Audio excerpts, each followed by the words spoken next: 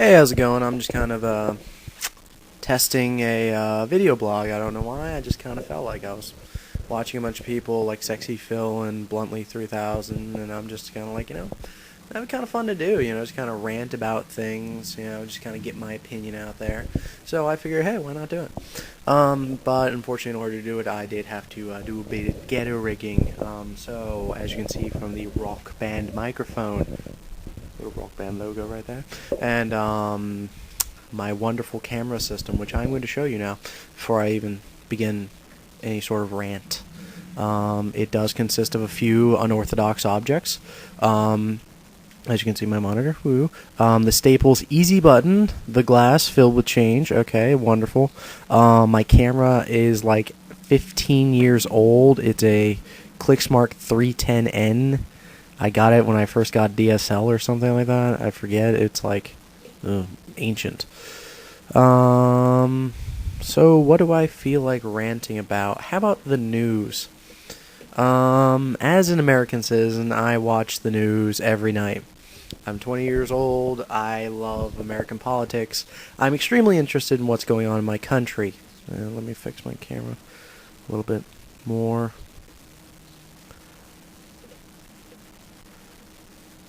I guess that will do.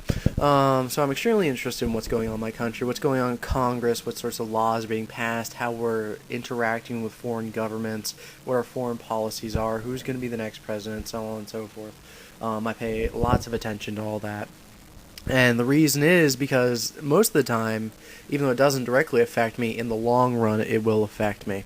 Like the prices of oil going up. I don't really drive, but it affects my food because food takes money to food takes shipping to get to my store so I can buy them. The more gas it costs to ship it, the higher the prices are going to be. Flour's going up, gas is going up, fruit, vegetables, meat's going up, everything's going up, and all because of our wonderful little friendship there with Iraq and Iran, which is oh so wonderful. But watching the news lately has become so difficult for me. It's almost like watching a video of Jackass, you're just sitting there and you're watching and all of a sudden, boom, a guy gets hit in the nuts. It's like, it's almost painful to watch.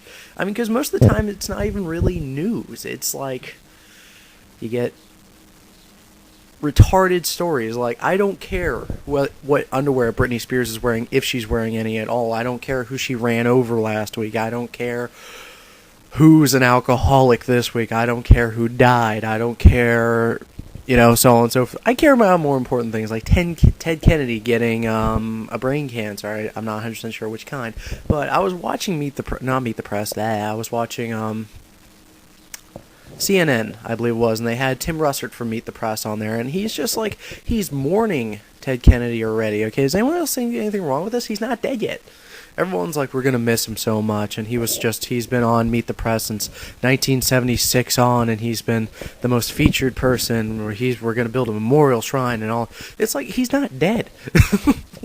Let's focus on getting him better. Let's get the last of the living Kennedy dynasty there, back up on his feet. I know it's probably a pretty difficult cancer to beat. I mean, brain cancer, I generally don't hear too many successes about, but let's aim to make him a survivor. Let's not mourn him already. Let's go, let's start a Ted Kennedy fund. Let's get him back. Even though I'm not 100% sure what Ted Kennedy's really done for us personally in the past couple of years. I just know he's a senator. So, or a congressman.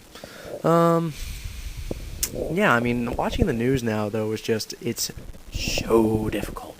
Like, everybody has a different spin on a different story to make it look the way they want to. Like Fox News, obviously a much more Republican news, will take much more moralistic stands on subjects and topics. Like, that video gamer who built like the nuclear reactor in Idaho or whatever a few months ago.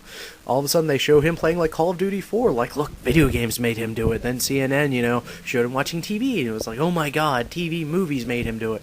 Everybody has just a different aim on everything. So what you almost have to do nowadays in America to get what the news is, you have to watch Fox News, then you have to watch CNN, then ABC News, and then you have to watch BBC, just so you get every angle of it. I mean, because obviously Fox News, as I already said, is more of a moral stance. CNN's more of a liberal stance.